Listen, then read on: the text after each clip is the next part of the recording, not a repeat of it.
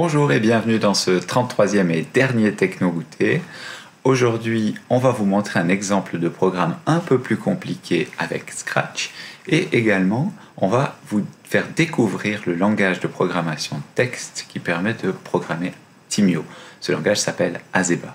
Voici un exemple de programme un peu plus complexe qu'on peut réaliser avec Scratch pour Timio. On a ici le simulateur de light painting. Light painting, c'est la peinture avec la lumière, traduit littéralement. Donc, on va voir que Timio va avancer le long de cette ligne et lire le code barre avec son capteur de sol gauche. Chaque code va correspondre à une couleur, comme indiqué sur la gauche ici, et donc Timio va à chaque fois prendre la couleur. Et sur la scène de Scratch, on va voir le point qui se déplace comme Timio, ce qui correspondrait à l'image qu'on obtiendrait si on filmait depuis dessus dans une salle noire et qu'on voit uniquement la lumière qui vient de Timio. Si on filme avec une longue exposition, on a au bout d'un moment un dessin comme une peinture avec de la lumière. Voyons ce programme d'un peu plus près. J'ai ici deux sprites. Le chat, qui est toujours caché, mais qui me permet de programmer le mouvement de Timio, et la balle, qui me permet de gérer ce qu'il y a sur la scène de Scratch et de faire le dessin avec les bonnes couleurs. Pour Timio, j'ai une partie du programme qui me permet de coder le mouvement de Timio, donc de suivre la ligne grise avec son capteur de sol droit. Puis, la deuxième partie du code me permet de coder le fait que Timio lise le code barre avec son capteur de sol gauche. Enfin, la troisième contrôle la couleur de Timio, donc allume ses LED de la bonne couleur. Pour la balle, j'ai un code qui permet à la balle de changer de couleur et d'avancer en même temps que Timio avec plus ou moins la même trajectoire. Pour faire le dessin, j'ai utilisé une nouvelle catégorie d'instructions, les instructions stylo, avec lesquelles on peut faire un dessin avec un sprite.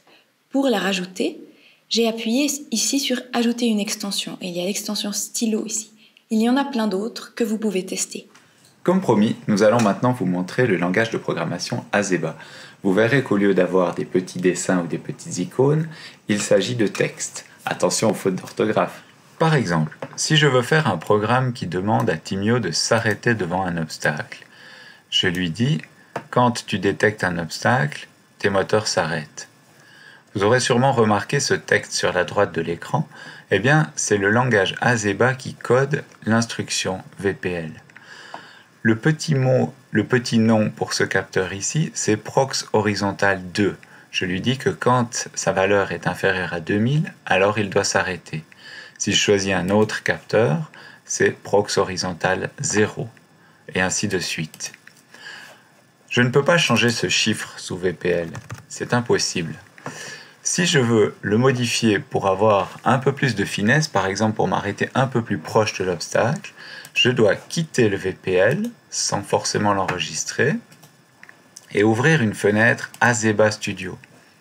Là-dedans, si je programme sur le même Timio que tout à l'heure, j'ai mon code qui apparaît ici. Donc, si j'ai envie maintenant de changer ce 2000 en 3000, par exemple, eh bien, je vais pouvoir le faire. À quoi correspond ce chiffre ? Vous voyez ici sur la gauche qu'il y a toute une liste de chiffres qui changent et puis on trouve la prox horizontale. En fait, ça c'est la valeur en temps réel des capteurs de Timio. Si je vais regarder prox horizontal 2, celui-là, il est égal à 0 parce que dans mon simulateur, il n'y a rien à proximité de Timio. Si je rapproche l'obstacle, vous allez voir que les capteurs commencent à le détecter.